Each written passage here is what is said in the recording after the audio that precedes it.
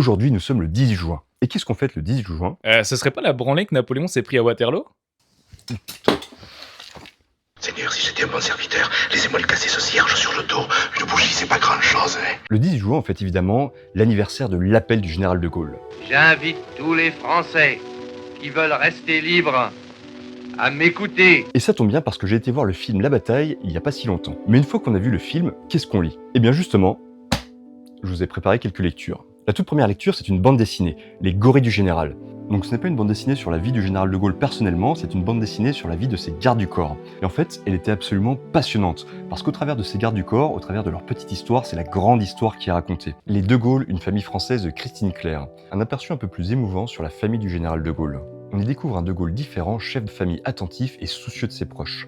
De Gaulle et Roosevelt de François Kersaudy. Un livre absolument passionnant qui montre comment De Gaulle a empêché les Américains de vassaliser la France après la Seconde Guerre mondiale. Romain Gary, Ode à l'homme qui fut la France. Le seul homme à avoir jamais gagné 2 prix Goncourt qui écrit sur le plus grand personnage français du XXe siècle. Évidemment, l'incontournable, Mémoire de guerre du général de Gaulle. Un livre absolument incroyable, je me souviens qu'à une époque, je connaissais la première page par cœur. Toute ma vie, je me suis fait une certaine idée de la France. Les livres de Gaulle, condensés en un seul, Le fil de l'épée, La discorde chez l'ennemi, etc.